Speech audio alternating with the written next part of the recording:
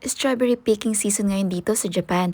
Tara, samahan nyo kami. Pero bago yan, magpapakilala muna ako. Ako nga po pala si Fatima, dating OFW dito sa bansang Japan, pero nakapangasawa ng Hapon. Bago nga kami mag-fruit picking, dumaan muna kami dito sa bahay ng mga kapatid ko. Idinaan kasi namin yung mga karne na hindi na namin ginagamit sa bahay, kaysa masayang ibibigay ko na lamang sa kanila.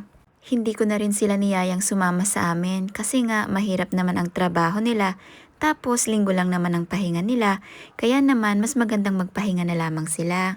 Ginawan din pala niya kami ng empanada. Ilang beses na niya kasi niyang itinatawag sa amin yan na kapag dadaan kami sa bahay nila sabihin ko lang daw para magawa niya kami ng empanada. Binigyan pa nga kami ng sausawang suka. Kompleto na nga, kakainin na lang. Fast forward, dito nga po pala kami sa Annie Strawberry Farm nagpunta, located sa Mayota Yanai, Yamaguchi, Ken.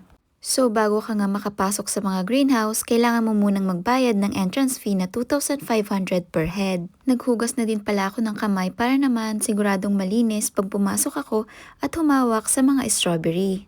May 4 nga po palang greenhouses ang farm na ito at bawat greenhouse ay may iba't ibang klase ng strawberry ang nakatanim. Bumili na din pala kami ng condensed milk sa may counter. Usually, ino-offer talaga nila yan para sa usawa ng mga strawberry.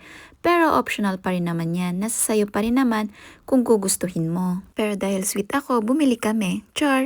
Kidding aside, big deal po pala sa mga Japanese ang way ng pagpitas ng strawberry.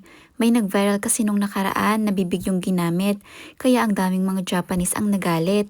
Anyway, sa sobrang dami nga ng strawberry, hindi mo na nga alam kung alin dyan ang dadamputin mo. Tapos tinitignan mo pa lang, busog ka na.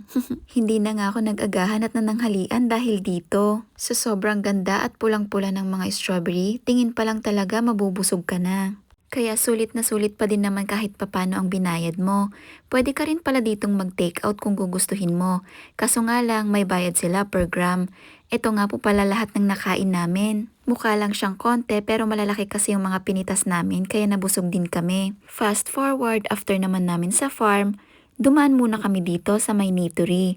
Bumili lang kami ng konting gamit sa bahay. At dumaan din muna kami dito sa Gio bago umuwi. Paiwan na sa sasakyan yung husband ko kasi nga pagod na daw siya. Tinawagan ko na lang ng magbabayad na. Nagtaka pa nga kung bakit medyas lang ang laman ng basket ko. Akala niya daw kasi nasa isang lapad ng babayaran niya. So ayun lamang po, at kung nagustuhan niyo po yung aking content, please like, share, and follow para updated po kayo sa susunod na mini vlogs ko. Hanggang sa muli, maraming salamat. Mata ne!